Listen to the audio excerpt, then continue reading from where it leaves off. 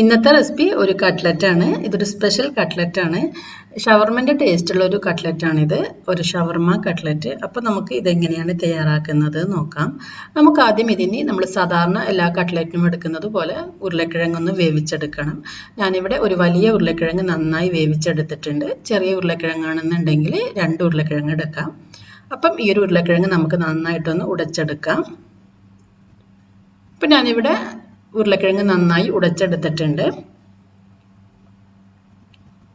ഇനി നമുക്കിതിലേക്ക് ചേർക്കേണ്ടത് ക്യാബേജ് ആണ്. ഞാനിവിടെ 1 കപ്പ് ക്യാബേജ് ഇതുപോലെ ചെറുതായി അരിഞ്ഞെടുത്തിട്ടുണ്ട്. ഈ ഒരു ക്യാബേജ് നമുക്കിതിലേക്ക് ഇട്ട് കൊടുക്കാം. ഇനി ചേർക്കുന്നത് ക്യാരറ്റ് ആണ്. 1 കപ്പ് ക്യാരറ്റ്. ഈ ഒരു ക്യാരറ്റും ക്യാബേജും ചേർക്കുമ്പോൾ ഉരുളക്കിഴങ്ങിൻ്റെ ഒരു അളവിനനുസരിച്ചിട്ട് വേണം ചേർക്കാൻ വേണ്ടിയിട്ട്. ഒരുപാട് ചേർക്കരുത്. അത് നിങ്ങൾ നോക്കിയിട്ട് ചേർത്താൽ മതി. ഇനി ഇതിലേക്ക് ചേർക്കുന്നത് ചിക്കൻ ആണ്.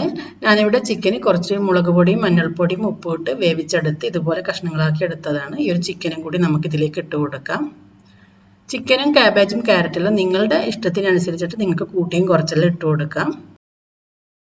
ഇനി നമുക്കിതിലേക്ക് 1 ടീസ്പൂൺ കുരുമുളക് പൊടിയും ആവശ്യത്തിന് ഉപ്പും ചേർത്ത് കൊടുക്കാം. അപ്പോൾ ഞാനിവിടെ കുരുമുളക് പൊടിയും ഉപ്പും ചേർത്തിട്ടുണ്ട്. ഇനി നമുക്കിതിലേക്ക് ചേർക്കേണ്ടത് മയോണൈസ് ആണ്. ഞാനിവിടെ 3 ടേബിൾ സ്പൂൺ മയോണൈസ് ആണ് ചേർക്കുന്നത്. ഇത് നല്ല കട്ടിയുള്ള മയോണൈസ് ആണ്. കുറച്ച് ലൂസായിട്ടുള്ള മയോണൈസ് ആണെന്നുണ്ടെങ്കിൽ ഒരു 2 ടേബിൾ സ്പൂൺ ചേർത്താൽ മതി. കാരണം കൂടുതൽ ചേർത്തിട്ടുണ്ടെങ്കിൽ നമ്മുടെ ഈ ഒരു കൂട്ട് ഒരുപാട് ലൂസായി പോകും. ഇനി നമുക്കിതിലേക്ക് ചേർക്കേണ്ടത് ടൊമാറ്റോ കെച്ചപ്പാണ്. 2 ടേബിൾ സ്പൂൺ ടൊമാറ്റോ കെച്ചപ്പ്. ഇനി നമുക്ക് ഇതിലേക്ക് കുറച്ച് മല്ലിയിലയും കൂടി ചേർത്ത് ഇത് നന്നായിട്ടൊന്ന് മിക്സ് ചെയ്തെടുക്കാം. നമ്മൾ ഒരു കാര്യം പ്രത്യേകം ശ്രദ്ധിക്കണം. നമ്മൾ ഈ ഒരു ഉരുളക്കിഴങ്ങിനേക്കാൾ കൂടുതലായിട്ട് ക്യാബേജും ക്യാരറ്റും ഉണ്ടാവരുത്. അങ്ങനെയാകുന്ന സമയത്ത് നമ്മുടെ ഈ ഒരു കൂട്ട് ലൂസായി പോകും. നല്ലൊരു കട്ടിയുള്ള, നമ്മൾ സാധാരണ കട്ട്ലറ്റിലും തയ്യാറാക്കുന്നത് പോലുള്ള ഒരു കട്ടിയുള്ള ഒരു കൂട്ടാണ് നമുക്ക് തയ്യാറാക്കേണ്ടത്. ഈ ഒരു കാര്യം പ്രത്യേകം ശ്രദ്ധിക്കാം. കാരണം നമ്മൾ ഇതിലേക്ക് മയോണൈസും കെച്ചപ്പെല്ലാം ചേർക്കുന്നത് കൊണ്ട് തന്നെ ഈ ഒരു കൂട്ട് ലൂസാവാനുള്ള സാധ്യതയുണ്ട്. അപ്പോൾ അതുകൊണ്ട് ഉരുളക്കിഴങ്ങ് കുറച്ച് അധികം തന്നെ ചേർക്കാൻ ശ്രദ്ധിക്കാം.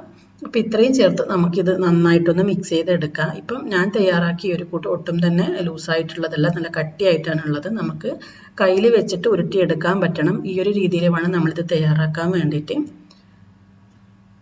നമുക്ക് നമ്മൾ സാധാരണ കട്ട്ലറ്റ് തയ്യാറാക്കുന്നത് പോലെ കയ്യിൽ വെച്ച് ഉരുട്ടിയിട്ട് ഷേപ്പ് ചെയ്തെടുക്കാം. നമുക്ക് ഇഷ്ടമുള്ള ഷേപ്പിൽ ഇത് തയ്യാറാക്കി എടുക്കാൻ പറ്റും. അപ്പം ഞാനിവിടെ സാധാരണ കട്ട്ലറ്റ് പോലെ തന്നെയാണ് ചെയ്തെടുക്കുന്നത്.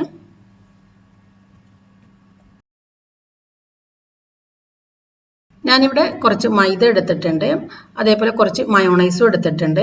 ഞാനിവിടെ കട്ടിയുള്ള മയോണൈസ് ആയതുകൊണ്ട് തന്നെ കുറച്ച് വെള്ളം ചേർത്തൊന്ന് ലൂസാക്കി എടുത്തിട്ടുണ്ട്. കുറച്ച് ലൂസായിട്ടുള്ള മയോണൈസാണ് നമുക്ക് വേണ്ടത്.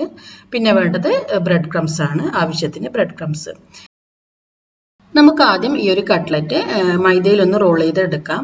അതിനുശേഷം മയോണൈസിൽ മുക്കിയിട്ട് ബ്രെഡ് ക്രംസ് കൊണ്ടൊന്ന് കവർ ചെയ്തെടുത്താൽ മതി.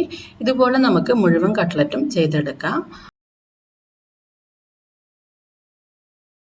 അപ്പം ഞാനിവിടെ ഇതുപോലെ മുഴുവൻ കട്ട്ലറ്റും ചെയ്തെടുത്തിട്ടുണ്ട്. ഇനി നമുക്ക് ഈ ഒരു കട്ട്ലറ്റിനെ ഫ്രൈ ചെയ്തെടുക്കാം. ഇനി നമുക്ക് ഒരു പാൻ വെച്ച് പാൻ ഒന്ന് ചൂടായി വരുന്ന സമയത്ത് ഇതിലേക്ക് ആവശ്യത്തിന് ഓയിൽ ഒഴിച്ചു കൊടുക്കാം.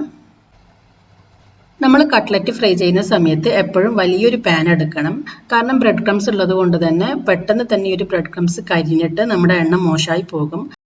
നമ്മളൊരു 3-4 കട്ട്ലറ്റ് ഒന്നിച്ചിട്ട് ഫ്രൈ ചെയ്തെടുക്കാന്നുണ്ടെങ്കിൽ എണ്ണ ഒരുപാട് മോശമാകുന്നതിന് മുമ്പ് തന്നെ നമുക്ക് ഈ ഒരു കട്ട്ലറ്റ് ഫ്രൈ ചെയ്തെടുക്കാൻ പറ്റും. അതേപോലെ പെട്ടെന്ന് തന്നെ ഇത് ഫ്രൈ ആയിട്ട് വരും. ഒന്ന് മുകൾ ഭാഗവും അടിഭാഗവും ഒന്ന് ഫ്രൈ ചെയ്തെടുത്താൽ മതി. ഇതിൻ്റെ ഉൾഭാഗമൊന്നും ഒരുപാട് വെന്ത് വരേണ്ട ആവശ്യമൊന്നുമില്ല. അപ്പോൾ നിങ്ങളെല്ലാവരും ഈ ഒരു രീതിയിൽ കട്ട്ലറ്റ് തയ്യാറാക്കി നോക്കാം. നല്ലൊരു ടേസ്റ്റാണ് ഈ ഒരു കട്ട്ലറ്റിന്. പ്രത്യേകിച്ച് കുട്ടികൾക്ക് ഒരുപാട് ഇഷ്ടമാവും. അപ്പോൾ നിങ്ങളെല്ലാവരും ട്രൈ ചെയ്ത് നോക്കിയിട്ട് ഇതിൻ്റെ ഫീഡ്ബാക്ക് അറിയിക്കാം.